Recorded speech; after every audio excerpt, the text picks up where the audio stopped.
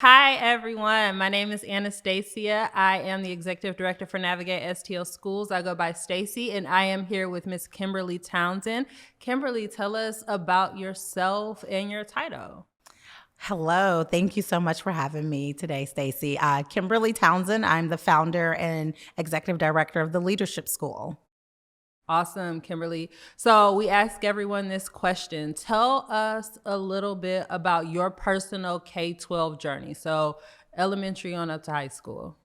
Sure. So I grew up in Chicago. I lived on the South Side in various communities. Actually, most schools in Chicago are K through 8 for elementary school, and so I actually went to 4 different elementary schools. My most pivotal experience was moving to the Robert Taylor Projects in the 3rd grade. And so I went to Terrell Elementary for 3rd through 6th grade. And that was an interesting experience for me because it's the earliest memories that I have of school and education and teachers. I just don't really remember what school was like prior to that. I don't remember learning to read. I know I went to Head Start actually for 2 years because I have a late birthday. But I don't remember what happened in school until Mrs. Margaret Robinson stepped into my life in 5th grade. And so she was just an amazing teacher who literally saw something in me that I didn't see in myself, that just hadn't been evoked. I never really saw myself as the smart kid or any of that. I was fourth of 8 children. And so, in 5th grade, I just went to school, did what I was supposed to do. And Miss Robinson just exposed me to so much, and as a kid living in the projects at that time, I think it was very easy to, not seek other opportunities or not have opportunities available to you, things that your parents just didn't know about. And so, again, Mrs. Robinson just exposed me to everything, whether that was, my first experience to see other schools, other parts of the city, being in academic decathlons and things like that. And so I got the privilege of having her again for 6th grade. And at that moment, she really sat my parents down and told my mother, "You have got to find somewhere for Kim to go." And I happened to go live with my grandmother at the time. And so I moved to a different public school, a bit further south, in a very nice neighborhood. My grandmother moved into a really nice house. And I had my first male teacher, Mr. Hardaway, and he introduced me to magnet high schools. And so I was on track to go to DuSable, which was the worst high school in the city, or one of the worst, a high school that my mother had dropped out of, a high school that my older siblings had graduated from with limited options and opportunities. And instead, because Miss Robinson pushed my family to put me in a different school, 7th and 8th grade, I spent with some amazing teachers in a small school. And that led me to a magnet high school, which I think just changed the trajectory of my life. So I was able to then fight my way into honors and AP classes because my school actually had a 7th and 8th grade gifted program that I wasn't in. I knew nothing about it. Remember, I didn't even know the school existed. And so, I really had, again, Mr. Smith was my advisor, really advocated for me as a freshman to get me into honors classes. And, so from there, my story I really graduated high school with more options, with, the ability to be a first generation college student, first in my family, to go to college. And it just changed everything. And so I think for me, what I always remember from my K-12 experience are those teachers who inserted themselves at very instrumental times, and their actions made all the difference for me. Yeah, I think at some point we all have those teachers Yes. that really do inspire us to keep pushing forward. So as you think about all of that, how does that play a role into what it is that you're doing today? How does that past experience fuel the work that you're attempting to do with the leadership school?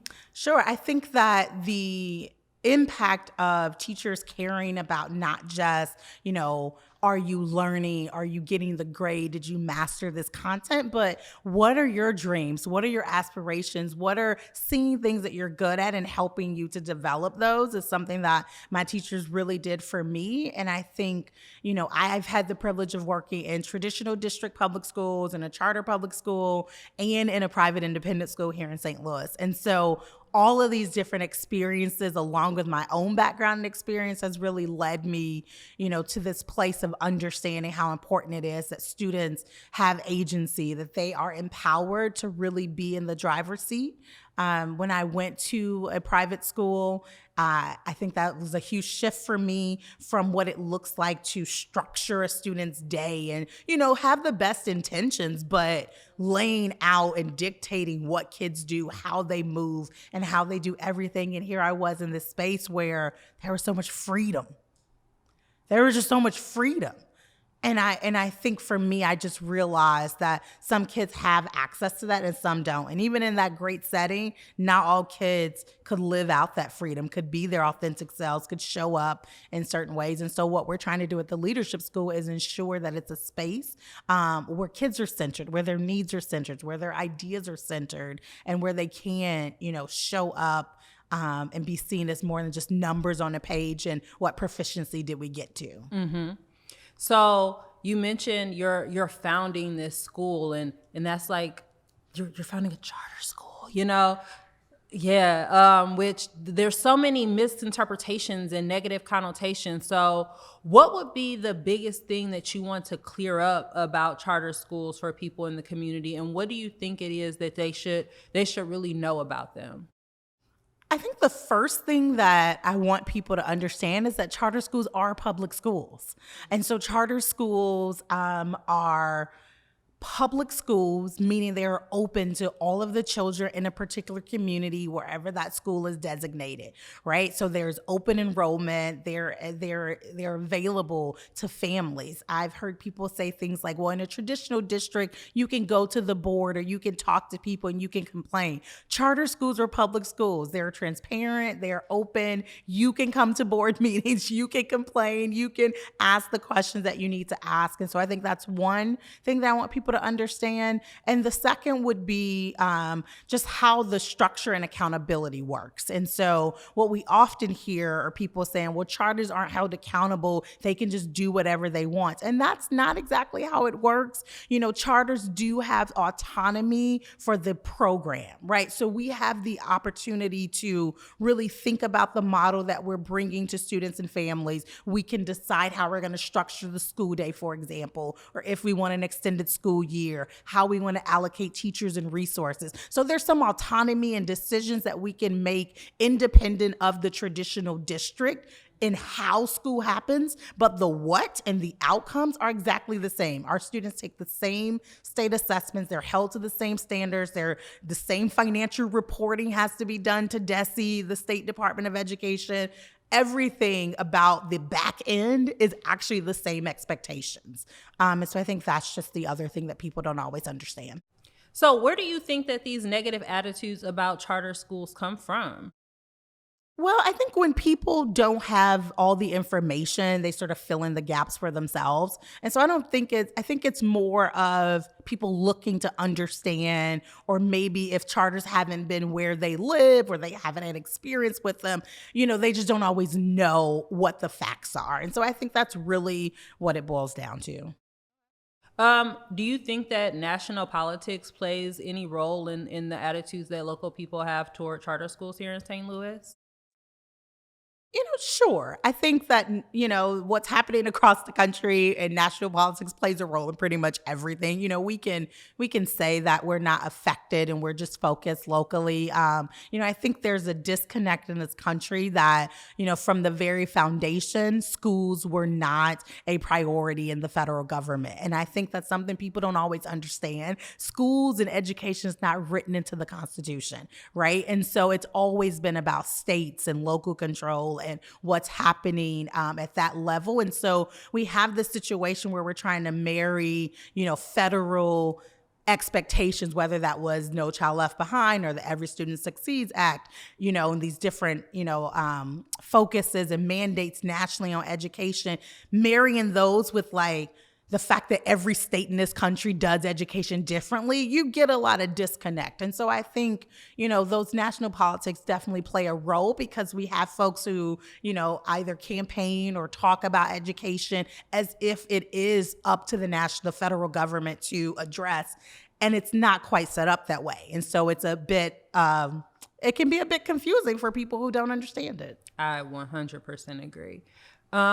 So you kind of laid out one issue. Is that, K-12 education is not a federal mandate. But there are lots of other systemic issues going on when it comes to education, from the way that school districts are funded, to whether the merit of standardized testing, to curriculum and materials and resources that exist within the system for children to take advantage of, maybe depending on where they live at or their socioeconomic status and whatnot. And I guess my question to you is, there are problems with the education system at large.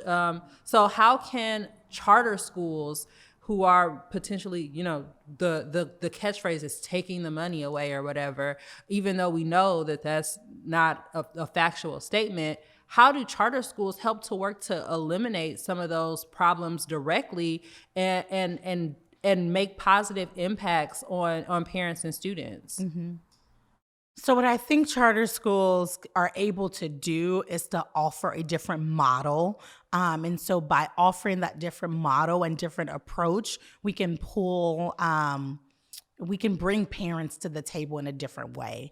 And so, for example, at the Leadership School, we're really focused on this idea of putting student leadership at the center of everything we do. Well, we're also starting with kindergarten, first and second graders. So therefore, how well can a 5-year-old starting out articulate, their own ideas and leadership? Pretty well. I know. Pretty well. Yes, I do have a 6-year-old, very outspoken child of my own. But I think parents also know their children, right? So they have lived with them for the first 5 years. We know when we talk about parents being your child's first teacher. But I think in education, we have not always understood how to bring parents into an academic partnership. And so what we're trying to do at the Leadership School is to say, we actually want to partner with students and parents in a way that actually puts them in charge of the academic journey and the process and co-creating things with them. Parents expect us as educators to come with the understanding of the standards, what things my child needs to learn. You should know how children develop and understand the brain research and all of those things on the social emotional needs of kids. Parents expect that from us, but parents are experts on their children, right? They are experts on their children. And so I've been guilty as a teacher and as an administrator of seeing parents participation as show up and do the things that we need you to do. Show up and help your child behave the way I want them to behave. And just having doing research and just understanding that there are models for us to really bring parents together at the table, to have a seat, to have a voice, to talk about, decisions that are made, to really, have a true voice in that. And so I think for me, it is, charter schools can just offer that different approach and just a, departure from the norm. I really love what you said about being a partner in partnership with the families of the students, because that is something that we talk about a lot at Navigate STL Schools, is really empowering parents to feel like their voice matters. Because sometimes you're right, in the system, you only get called when your kid is doing exceptionally well. This is the brightest star, or you get called in when there's a behavior problem. And so I think that what you're talking about, just helping parents be able to use their voice throughout that system and advocate for their children, is super important. Which drags me to my next question. You're a parent, you're an educator. How do you go about determining the values that you want to see for your child in a school?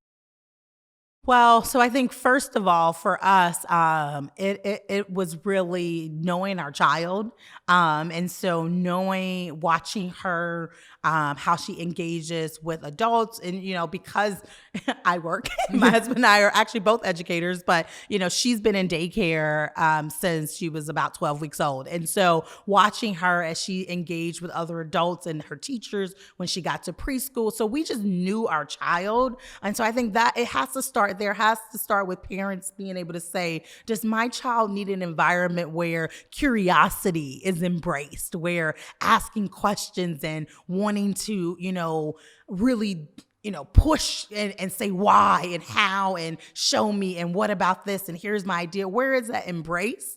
Or is it a situation where the adults have all the answers and kids need to just do what they're told, right? So you have to know your child and know what type of setting they require. I think that's first. And then secondly, you have to visit a school. You have to be able to talk to the leader. You have to understand, ask them, what are you proud of at your school? What's the thing that you guys are doing very well? And so for me, I listen very carefully, and maybe people haven't liked this in the past because I haven't always led with the fact that I'm an educator, because I don't want you to talk to me with education jargon and what you think I know. And so I think any parent should be able to walk into a school and find out, what is this leader, are these teachers saying about the things they care about, the things they, focus on? And does it match up with what you want them to be focused on, right? And I think that's where we go back to, this idea of, is this going to be a space where I can come and co-create and bring my voice and help these teachers understand my child, who he or she is, and how they, learn best. That is so, so great. I love this whole interactive, cooperative learning and involving the entire family. I agree. I think so. I really do think so. So you're new in this idea of being a school founder. So you've been in education for a number of years. You yourself have been a student. How do you want to impact the education system, or leave your mark on the education system as a whole? Mm-hmm. So I would say twofold. I think about that both as an individual, and I go back to teachers like Mrs. Robinson, Dr. Hardaway, Mr. Smith, like they just, loved me, right? Like they, and not just me, like I remember all the kids in our class, right? Like everybody was seen, right? Like kids were known and seen and understood. And so one, I want to make sure that children who come into a school and I engage with, if they walk away having had an experience where they were valued, where they were known, seen, and loved, where their opinions mattered, where they could contribute, right? That's really important, I think, at that individual level. And then when I think about the leadership school as a whole and what we're trying to do, it just goes back to, what I said before about really being a departure from the norm and being able to, Dr. Bettina Love, talks about this as freedom dreaming. And so I have been really embracing, what does that look like for us to create a school where kids can show up as their authentic selves, where they are loved, where they are held to high standards. So there is structure and discipline, and kids are working hard to achieve goals, but it's goals that they've set for themselves. It's them really not being stuck into a box. And so what I hope is that the leadership school can be another example of how kids can really thrive in a way that doesn't have to be restrictive in terms of the boundaries that we put on them. And so if we're going to truly do abolitionist teaching and really engage in creating this space where kids are able to just thrive, we have to move ourselves as adults out of the way and make space for that. And so just to be an example of what that looks like. I think that's beautiful. You talked about going to visit a school and asking the right questions. What is one tool or one thing that you think that every family needs to know when it comes to figuring out K-12? So there's so many systems. So first of all, parents just need information. And so I think they have to know that they have a right to ask questions. They have a right to get information. And, So if you show up at a presentation for a school and that presentation leaves you feeling like, okay, I sat here for 30 minutes, 45 minutes, and I still don't know what the school is about. Push. Parents need to know that they should be pushing. They should be asking the questions that matter to them. They should be looking. I want to see the data, whatever that data is. If it is about suspensions and the environment, if it is about academics, if it is about, kid satisfaction or parent satisfaction or teacher satisfaction, like, parents should know that they have a right to inquire as to what is this experience going to be like for my child. And when your child is in it, you have a right to show up and continue to inquire, right, about what's happening in this school. And I think that different parents based on their experience with schools, might step into that, or they might not. And so we have to, as schools, really encourage, embrace it, and be more forthcoming. So what can I be doing? As Navigate STL Schools, what is it that we should be doing to empower parents, and then to also assist institutions in the work that they're doing? First of all, I think what you guys have been doing is exactly the right thing. Is you're getting information out there. You're helping parents know what options exist. You're helping them navigate this system of like deadlines and applications and this type of school and that type of school. And so again, I think that's the right move of helping parents have the information and have it more readily available. I love the fact that you guys also come alongside a parent. I love that you have these navigators, is that what you call them? These coaches who come with you and help you sort of think about schools. And so the only thing I would say is on the school side, how you share back. I don't know if you guys have plans for how you help schools understand what you're hearing from parents, right? Because the parents who call you, who reach out to your navigators, they're sharing experiences that quite frankly schools need to know. And so are there ways that you guys can, sort of aggregate that information and help schools understand, here's what parents care about, what they're asking about, the information they're not getting from you that we're having to mine for them, but you guys could do a better job of making it more accessible to families. Yeah, that's our plan. So. Yes, I love it. Thank you so much for your time. I look forward to seeing all of the things that you're going to be doing in the next few years, and I am very excited about what's to come. Yeah, thanks so much, Staci. It's great talking with you today. You also.